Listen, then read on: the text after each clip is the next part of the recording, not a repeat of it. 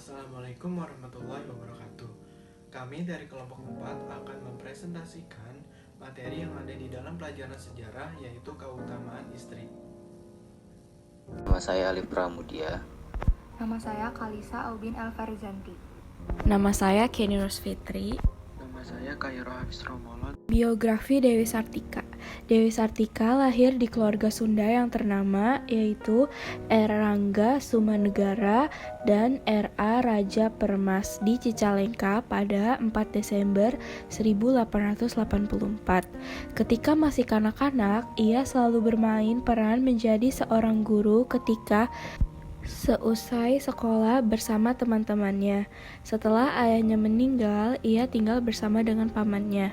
Ia menerima pendidikan yang sesuai dengan budaya Sunda oleh pamannya, meskipun sebelumnya ia sudah menerima pengetahuan mengenai budaya Barat.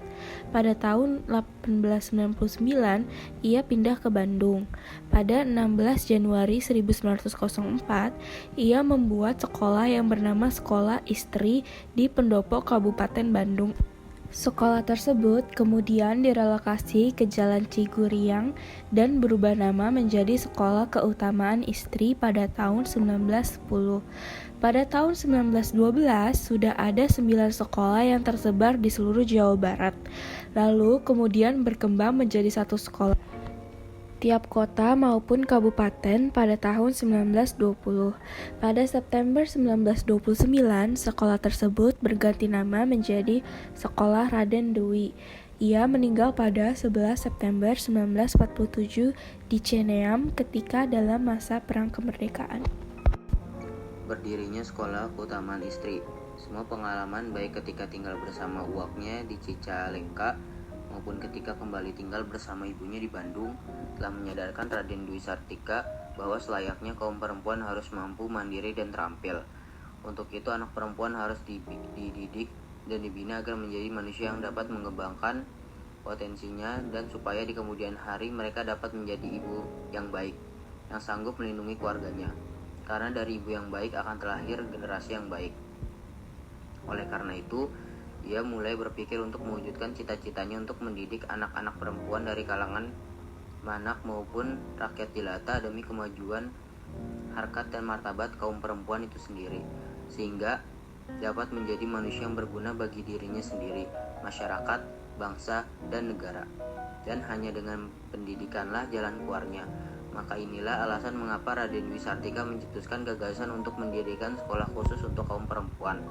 Usahanya dalam mengajar dan mendidik kaum perempuan dilakukan pertama kali pada tahun 1902 ketika ia kembali ke rumah ibunya di kota Bandung.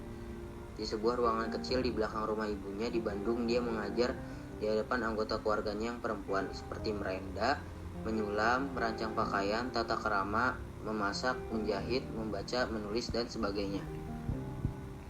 Mereka pun sangat senang diajari oleh Raden Dwi Sartika sehingga pengetahuan mereka semakin bertambah. Sebagai imbalan atas panitia peringatan hari libur Raden Dwi Sartika yang riwayat hidupnya dan perjuangannya pada tahun 1884 sampai 1947, pelajaran diberikan oleh Raden Dwi Sartika. Biasanya murid-muridnya membawa makanan, beras, garam, dan buah-buahan dan sebagainya.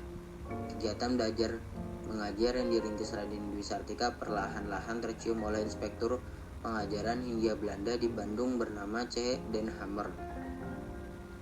Pada mulanya Den Hammer menilai kegiatan tersebut adalah kegiatan liar yang membahayakan dan patut dicurigai.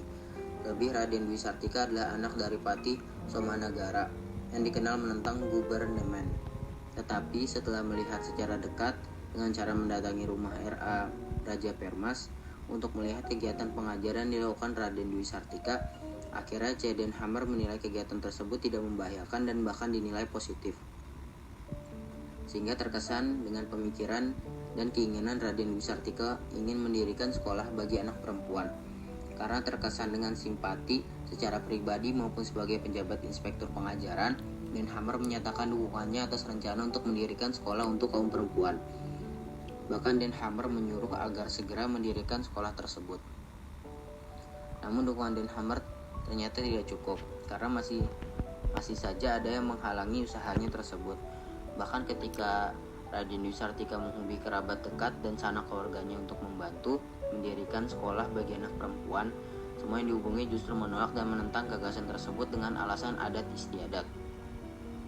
Seperti yang diungkapkan dalam salah satu artikelnya, dia menyayangkan, masih banyak di antara orang-orang setanah air saya yang rupanya selalu berusaha untuk lebih dahulu menentang segala yang baru. Dengan kenyataan itu, Den Hammer ikut prihatin. Melihat kenyataan bahwa keluarga Raden Dewi Sartika tidak mendukung cita-citanya dalam mendirikan sekolah bagi anak perempuan, akhirnya Den Hammer mengusulkan agar ia meminta bantuan kepada Bupati Bandung, yaitu R.A.A. Martanegara. Mendengar usulan dari Den Hammer membuatnya merasa ragu. 147 Mediana F. Dewi Sartika. Chat ke-1 H22241148 Yan Daryono R. Dewi Sartika. H56 149 Yan Daryono R. Dewi Sartika. H5563 mengingat ayahnya dibuang ke Ternate hingga meninggal dunia di sana karena dituduh melakukan percobaan pembunuhan pada Bupati Bandung, yaitu R.A.A. Martanegara. Ia sudah membayangkan bahwa ibunya akan marah dan mungkin akan dimusuhi oleh saudara-saudaranya. Tetapi setelah berpikir ulang, ia akhirnya menerima usulan Den Hammer. 150 mendengar bahwa Raden Dewi Sartika akan menghadapinya. Bupati Bandung R.A.A. Martanegara terkejut, apalagi mendengar gagasan Raden Dewi Sartika yang ingin mendirikan sekolah bagi anak perempuan. Setelah Bupati Bandung mendengar paparan dari Raden Dewi Sartika dalam mewujudkan cita-citanya untuk mendirikan sekolah bagi kaum perempuan demi kemajuan harkat dan martabat kaum perempuan itu sendiri, R.A.A. Martanegara merasa haru dan kagum tetapi sang bupati perlu waktu untuk merundingkan ide tersebut dengan sejumlah sahabat dan kerabat dekatnya. Tak lama setelah itu, ia pun dipanggil ke pendopo dalam. Dalam pertemuan itu, R.A.A. Martanegara menjawab keinginan Raden Dewi Sartika dan mengatakan, "Nya atuh uwi, ari uwi jeung kekeh hayang mah mugi-mugi bedi makbul ku Allah nu ngawasa sukaliyah alam. Urang nyoba-nyoba jin sakula sakuhama kahayang uwi. Pikeun nyegah bisa aya kutangunah di akhir. Sekolah teh hade lamun di pendopo heula. Lamun katanyaan hantu aya naon-naon. Pak bae pindah ke tem ansejen," ujar Martanegara. "Kalau memang Uwi tetap berkeinginan seperti itu, semoga dikabulkan oleh Allah penguasa semua alam. Kita semua membuat sekolah sebagaimana keinginan Uwi. Untuk mencegah kalau ada hal-hal yang tidak diinginkan, lebih baiknya sekolah di pendopo saja. Kalau sudah berjalan dengan baik, silakan pindah ke tempat lain," ujar Martanegara.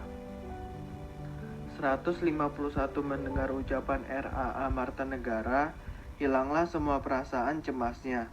Ia sangat senang karena ucapan sang bupati menandakan dukungan dan perlindungan atas rencananya mendirikan sekolah untuk kaum perempuan. Oleh 150 Mediana F. Dewi Sartika, chat ke-1 H28151 Yan Daryono R. Dewi Sartika. H5764, karena itu pada 16 Januari 1904, Sekolah Istri berhasil dibentuk. Dalam bahasa Sunda, istri berarti juga wanita. 152 sekolah ini merupakan sekolah pertama bagi kaum perempuan Indonesia.